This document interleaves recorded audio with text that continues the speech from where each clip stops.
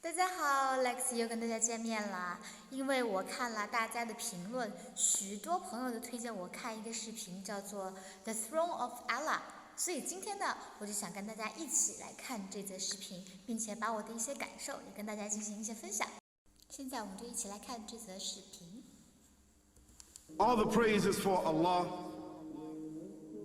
who is the author of all existence and the most generous to his creation, while he is also the all-compelling. He is the only one worthy of our worship, having no partners, no associates, no sons, no daughters, no one whom he must consult, and no one or anything which has any comparison with him. All the praise is for Allah, who is the King of all who claim sovereignty, the only one who has the right to legislate for his creatures. He is the giver of life. He is the causer of death, while death has no effect upon him, because he is the ever-living, the self-subsisting, the eternal and the only absolute. All the praise is for Allah, who has power over all things, and there is in reality no power and no strength, no influence to cause benefit or detriment except through him. It is he who created this complex world, the seen and the unseen, the evident and the speculative, the earth and all that is on it and everything that is in it.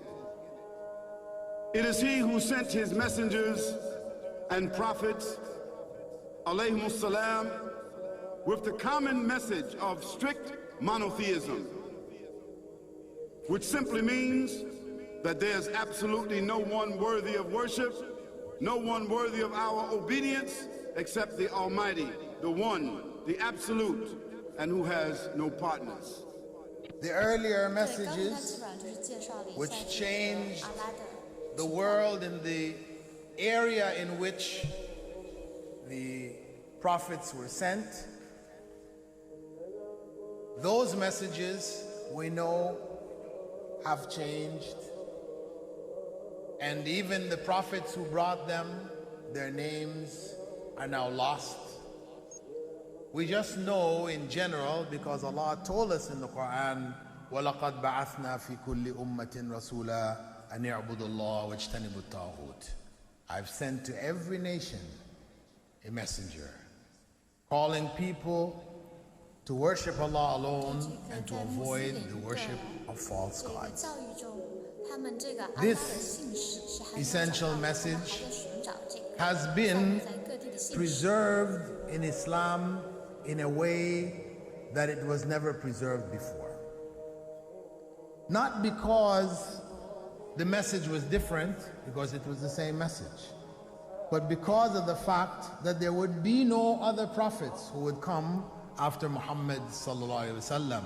So therefore that message now had to be protected. It had to be preserved in a way none of the earlier messages were preserved.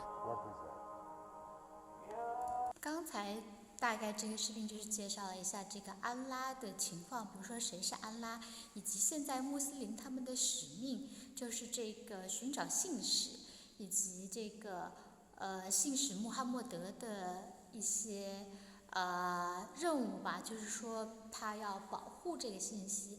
那么接下来我们继续来观看这个视频，看他们对安拉还有什么其他的理解。Evidently it is what you say you have come to know 40 years back, and what you call the Big Bang is already mentioned in the book which I read, the glorious Quran. It's mentioned 1400 years ago in Surah Anbiya, chapter number 21, verse number 30, which says, Avalam yaral lazina kafaru. Do not the unbelievers see anna samawati wal arda kanat ratkan fataqnahuma, that the heaven and the earth were joined together and we clove them asunder. What you're talking about, the Big Bang, I try to imagine compressing a spring. I push it closer and closer and closer together, so it's smaller and smaller and smaller. And I've stored a tremendous amount of energy in that spring. And when I let it go, it bursts out, it bursts out, it bursts out. The creation of the universe, which you came to know 40 years back, is already mentioned in this book, the glorious Quran, 1400 years ago. Who could have mentioned that in the Quran? So the atheists will say, maybe someone wrote, maybe it's a fluke, maybe it's a guesswork. A human being, regardless of who they are, or where they are, or what they do, will have this curiosity. They'll want to know, why am I here? How did I get here? And do I have a purpose? And if so, what is it? The only one who would really be able to answer that question would be the Creator himself. If there is a Creator, it would be up to him to tell us why we were created and what he expects from us and what this life is really about. Allah has shown the people from the time of Adam until right now, has shown the people what he wants from them. And it's a very simple thing, and that is that worship be for him alone without any partners. In fact, we know this life to be a test from Almighty God. That's why we're born, and that's why we die, because there has to be a beginning and an end for us to be tested on. The next life, after this life, no one will ever die again. A bad person or a good person. Both are brought back, and they continue to live in the next life, either in good shape or not so good shape, depending on how they did on the test. The worship of the God of Abraham, that was what was taught by these prophets. 是的，是的。因为其实在刚刚他讲的这个事情中，在我前面一个视频叫做 The Meaning of Life 之前，他有提到过这个生命的意义的问题。那么有许多朋友也是对我的一个说法进行了指正，所以如果大家对这一方面有兴趣的话，可以看看我前面的视频，上面我也对我自己对这个事情的想法做了一些分享。接下来让我们继续看看其他人对这个安拉的评价。The Lord of the Arsh and Kursi. We're talking about the Lord of the worlds. Alhamdulillah Rabbil Alameen. We're talking about the Lord of the entire universe and beyond. The entire universe and beyond. You know, we live in this dunya, and we are fascinated with this dunya which Allah subhanahu wa ta'ala indeed has created in a beautiful manner. We're fascinated. There are over billions of people which live on this dunya at this moment in time. Over 6 billion people that live on the dunya at this moment in time. This dunya of Allah subhanahu wa ta'ala is so big that there is space in this dunya for billions and billions and billions or more people.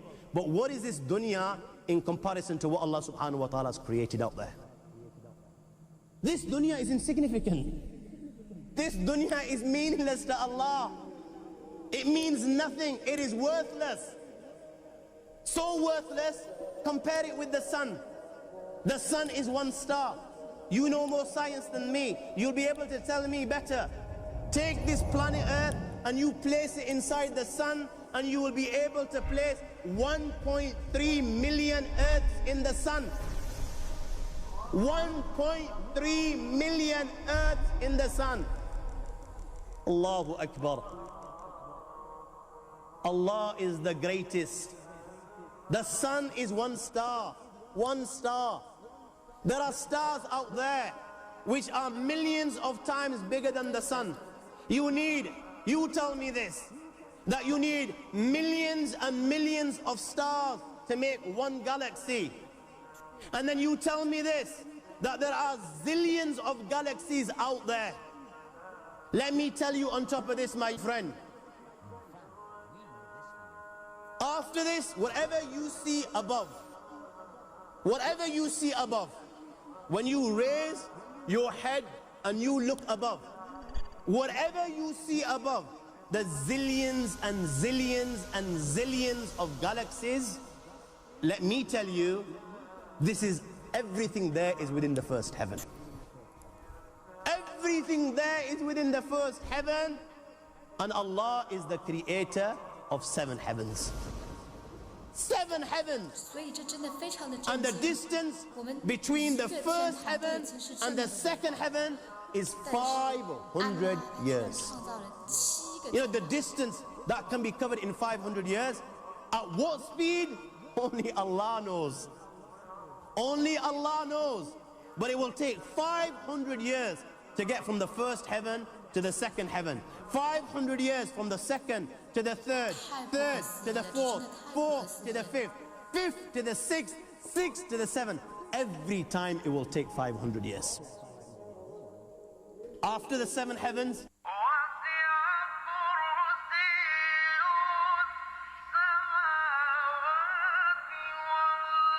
وَسِعَ كُرْسِيُّهُ السَّمَاوَاتِ وَالْأَرْضِ. You all read the Ayatul Kursi. You all know the Ayatul Kursi.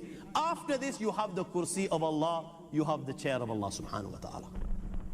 You know these seven heavens that we've just talked about. In comparison to the Kursi of Allah, they're non-existent. They're meaningless. Rasulullah sallallahu alaihi wasallam has given an example in a hadith just to give us a little bit of understanding with regards to the seven heavens in comparison to the Kursi of Allah. Take a ring from your finger, take it off, the small ring that you have, and place it, let's say, in a desert, the Sahara Desert. It's the biggest desert in the world. You know that ring that we take off from our fingers and place it in the Sahara Desert? What comparison is in between the ring and the Sahara Desert? Nothing. Nothing. The seven heavens is the ring, and the Kursi of Allah is the Sahara Desert. After the Kursi of Allah, you have the Arsh of Allah. وَكَانَ عَرْشُهُ عَلَى الْمَاءِ. You have the Arsh of Allah. Again, Rasulullah has explained, so just so that we can understand. Take the ring, place it in the desert. This time, the ring is the Kursi and the Arsh is the desert. What is the Kursi in comparison to the Arsh of Allah? Nothing. Then you have angels which carry the Arsh of Allah. Their heads are in the seventh heaven and their feet are in the lowest earth. My friends, then you have the Lord of the Arsh al-Kursi. لا تدركه الأبصار ويدرك الأبصار وهو اللطيف الخبير. He is beyond the size of Allah, who Allah is, what Allah is. The greatness of Allah is beyond the comprehension of my little mind. This is the being that you and I are messing with.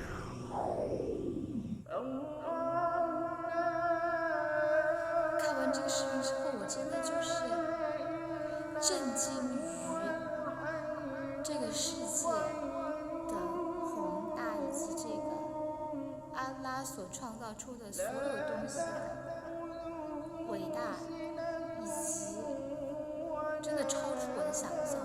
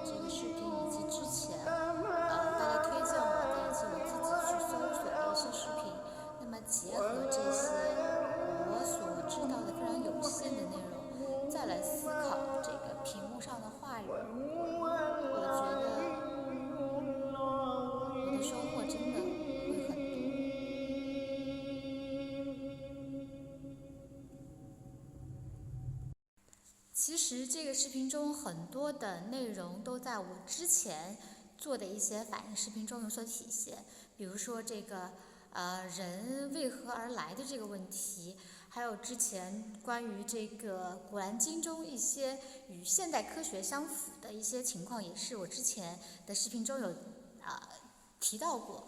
如果大家想看我对这个方面的想法和评价的话，大家可以去看看我之前的视频。那么对于今天这个视频，我最想说的其实是视频最后在屏幕上打出的那些问题，以及它所描述的一些文字。如果大家能够真的去静下心来去思考这些问题，去思考这个视频中的文字，再结合我们日常生活的一些想法和思考，我觉得可能在这个安拉的指引下，我们的内心会得到很好的升华。那么其实这些东西对你，不管你是不是信徒，或者你是不是穆斯林，这些问题也是非常值得思考的。这对于你的人生来说也是非常的有益。所以我觉得大家在看完这个视频之后，真的可以去带着屏幕和最后的这些问题去思考。那么看完这个视频之后，每天也可以自己问问这些问题。可能随着时间的推移，你对这些问题的回答会有不断的更新，那么可能对这个问题的认识也会不断的深刻。就比如说现在我来说，我对这个问题的理解可能就是比较肤浅，但是可能在经历一些事情之后，比如说这个岁月的增长，可能我对这些事情的理解也会出现不同的这个想法。但是呢，我觉得这些问题对于我们的人生都是非常有益的。那么今天对这个视频的分享就到这里啦，也非常谢谢大家给我推荐的这个视频，确实对于我个人的心灵来说也是得到了非常大的益处，以及非常大的升华。那么希望大家也能够继续给我推荐这些非常受益、非常好的视频，我也会挑选这些视频来与大家一起分享，与大家一起思考，一起进步。那么今天就是这样啦，大家下次再见，拜拜。